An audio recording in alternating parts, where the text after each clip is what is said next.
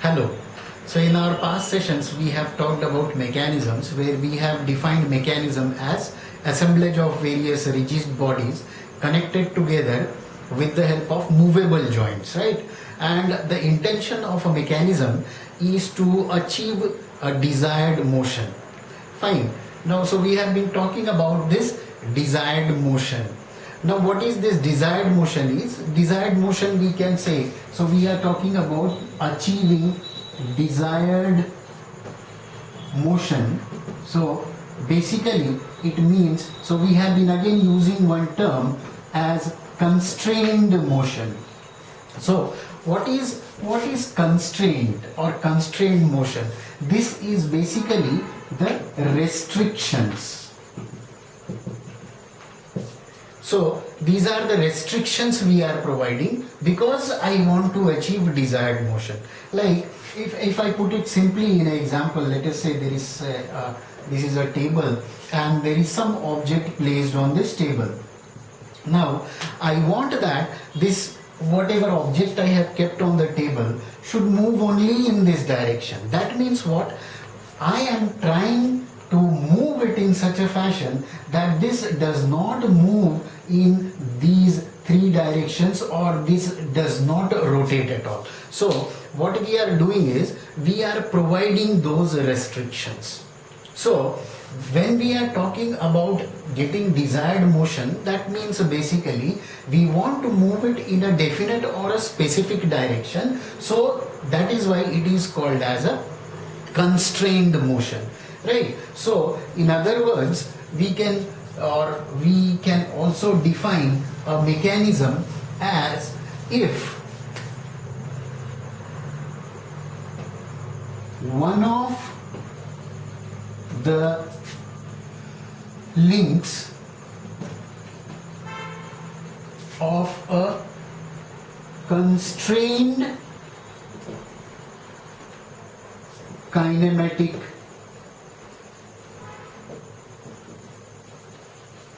chain is fixed, it is called as a mechanism. So where we are typically using all the kinematic terminologies. So we have even defined in that case, until and unless we are fixing one of the links of a kinematic chain, it won't be called as a mechanism. So when we are fixing or selecting one of the links as the frame of that chain, then it becomes the mechanisms. So today we will be talking about what is or what are the different constrained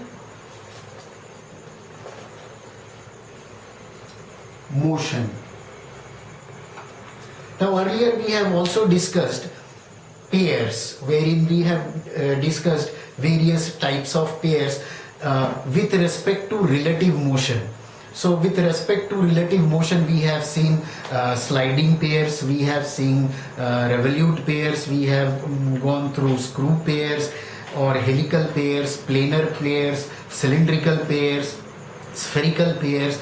Now if you see all these pair formation, we are trying to achieve a specific relative motion between the two elements, or we are achieving a constrained motion. Now when we say constrained motion, this constrained motion is understood, or we can say it is having three types of constrained motion. So first can be a completely constrained motion. The second is incompletely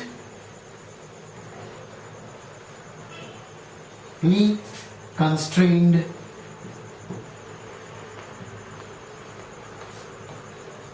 motion, and third we are calling it as a successfully constrained motion. So this constrained motion, we can categorize this constrained motion into three categories. One, we are calling it to be as completely constrained motion. Second, incompletely constrained motion. And third, as successfully constrained motion. So let us try to understand all these three constrained motions. So out of which, so first if I say, so what is a completely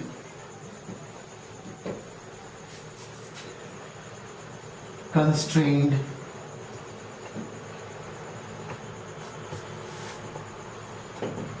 motion? So we'll try to understand what is this completely constrained motion. So how I can express what is completely constrained motion? Now I can say that, now we will be trying to understand this by applying it into a pair. So when, I can say when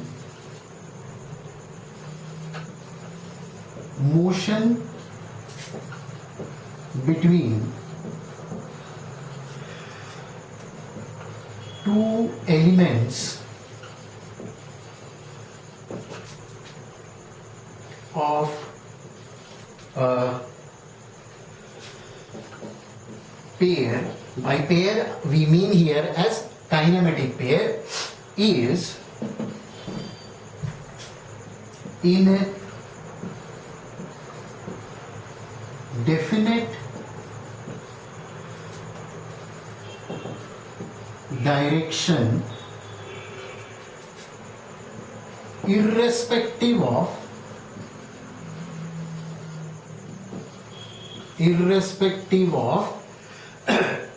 the applied force. Fine. So what we are saying, when motion between two elements of a pair is in a definite direction irrespective of the applied force. If you remember, we have talked about this prismatic pair. There I have quoted this example. So for example, again I repeat that example. So say this is member 1 and I am forming a pair, and there is again a rectangular hole into it. So this is link number 2. This is link number 2. Now their arrangement is such that, so in a rectangular hole I am placing, or we are forming with the help of a rectangular cross section body. So this is link number 2. Now whatever way I apply the force, it has got only chance to move only in this direction, or let us say the x direction. In whichever direction, whichever inclined force you apply or whatever you apply, it is going to move in that direction only. So that means by virtue of the arrangement is such that it will be always only into a definite directions. So that means we have restricted all the movements in other directions. So we have given it a scope only to move in this direction. So in this case, this will be forming this will be a completely constrained motion. Another example can be a revolute pair. Say I am showing you the cross section. So say this is link number 1, so I am taking this cross section. This is link number 2, which is inside it, but I am providing a collar here. So there is no chance of movement of this body along this direction, let us say the x direction. It cannot move in the x direction. It has got only chance to rotate about this axis. Right? So then I will call this as a completely constrained motion, because the arrangement of pair is such that it will execute only the motion which I desire. So that will then get into the category of completely constrained motions. Now what is the second one?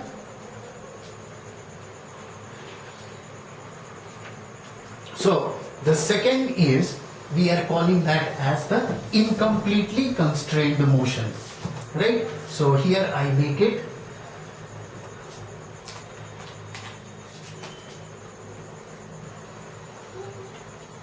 incompletely constrained motion. Now what is incompletely constrained motion?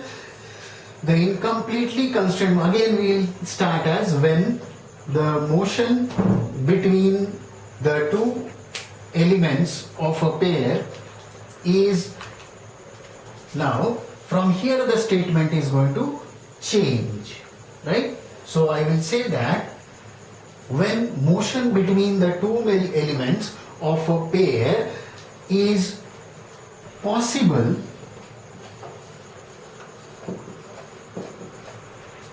in more than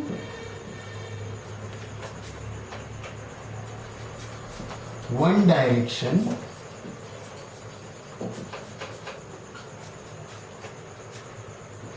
and depend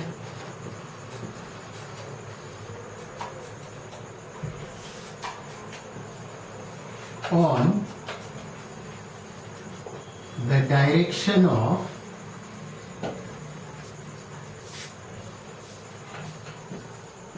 applied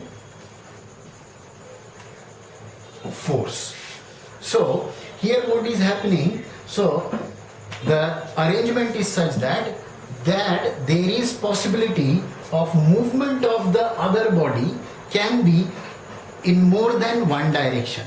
And what can be the direction? That direction can be the direction of the applied force. Like in case of example we have seen, say if I take this example, the same example, just by modifying the cross section as a circular cross section and say there is this, so this is link number 1 and now there is this link number 2 which is having a circular cross section, right? So just try to think about it. So kind of if I am applying a force to it, the chances are that this body is going to move in this direction, as well as if kind of tangential, so of course this will having a chance of definitely turning, so it may turn and it may have, or it will have a linear motion as well. So maybe here my desire is that the body must only rotate, but the thing is that the arrangement what we have made is not that complete, because when I see that there is an application of an inclined force, the body is not only moving in the linear direction which I want, but it will also, or it is also going to rotate about its axis, which I don't desire. So in that case I will be putting it into a category of an incompletely constrained motion. Now I can make this pair as a completely constrained motion by simply adding a collar to these two ends. So I can make an incompletely constrained motion as a completely constrained motion, right? So this will be getting into the category of incompletely constrained motion. Another example can be like the footstep bearings. If you have seen in huge gates, there are these, so there has to be application of force, then only it will keep these two bodies together. So if there is a force which is acting in the upward direction, this is going to move. Otherwise, my desire is to have only rotary motion between the link number and link number 2. That is achieved. But by chance, if there is a force which is directed upwards, in that case, while rotating, it may also move upwards. So in that case, it will come as a, or it will come into the category of incompletely constrained motion. So I can make it constrained by maybe applying some spring force or adding some load. I can make that as a completely constrained motion.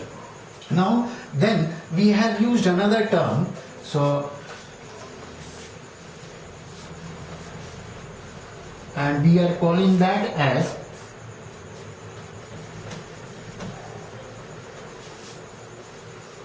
a successfully constrained motion. So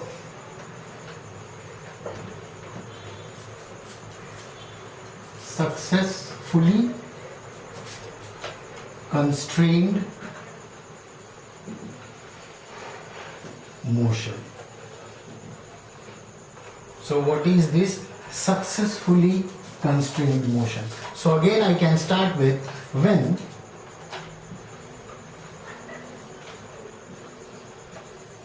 motion between two elements of a pair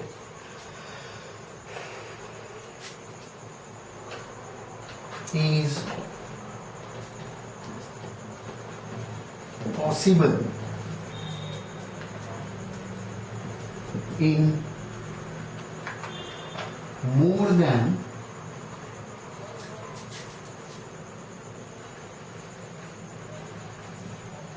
one direction,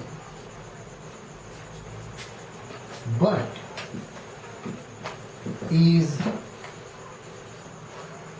made to have only one motion by some other or external or you can say arrangement, or by some other or external means. Now this is a very broad term I have mentioned here, some other or external means, or it can be this restriction can be imposed by some other, like joint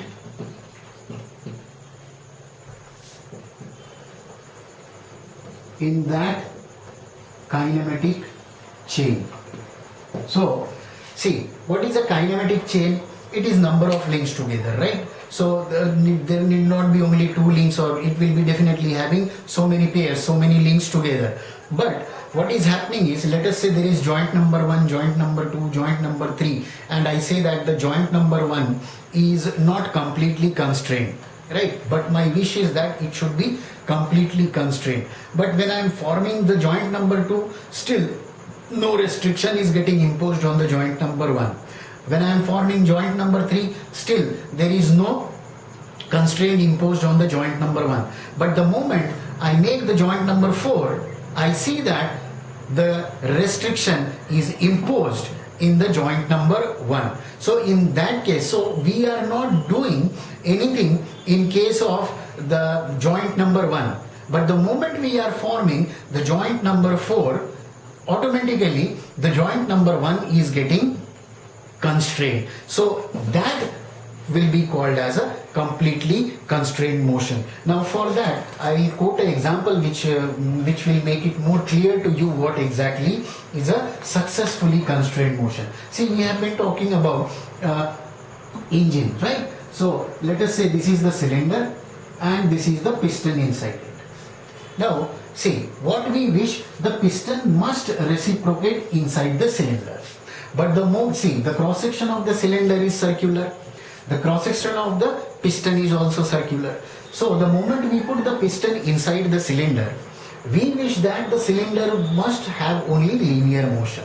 But just think about it, the cylinder is also having a possibility to rotate inside the cylinder, right? So though we are forming a sliding pair here, still there are chances that this piston is going to turn inside the cylinder. So my wish was that it must have only linear motion, but here there is a possibility of rotation. So that means this joint is not completely constrained. Fine. So now I move on. So I add a connecting rod to it. Now the moment I add the connecting rod to it, so this is joint number 1, right? So this is joint number 1, then this we have formed as joint number 2. But still if you see here, there are chances and possibilities that this piston, when this rotates, it will take along the connecting rod with it and rotate. So even though I am forming joint number 2, the scope is there, still there, that, or chances are still there that these two assemblies also going to rotate. So that means again the constraint is not imposed on the joint number 1. So okay, fine, so I move on with the next link, I add up the next link, so I form the joint number 3. So let us say this is the crank. So this is crank, means an element which have continuous relative motion. We'll come to it. We'll be naming all those. So again, when I have formed the joint number 3, still there is a chance that this is going to rotate. So it will take along all these links together, and the chances are there that it will rotate. But the moment I join it to the crankshaft, fine. So this is the crankshaft. So now you will see, the moment I fix it with the crankshaft, now this joint, if I, whatever this joint we have, so this is the joint number 4 which we have formed. Now here you will see, the moment I make this, so I restrict its motion of rotating, right? So here, the moment I form the joint number 4, it has imposed the required restrictions to joint number 1. Right? So this will be the example or case for a successfully. So we are successful in constraining or imposing the constraint to the required joint. So this arrangement then we will call as a successfully constrained motion. So what we have seen in this session, so we have talked about constrained motion. What is constraint? It is restriction. And what are its various types then, or categorization? First can be the completely constrained motion, where there is, by virtue of arrangement itself, so there are no chances we will be achieving the desired motion. In completely constrained motion, there is possibility to have motion or to achieve motion in some other direction which we don't want. And third is, we are making that incompletely constrained motion into a successfully constrained motion. So we are imposing the constraint by virtue of or with the help of some other joint in that same kinematic link. Thank you.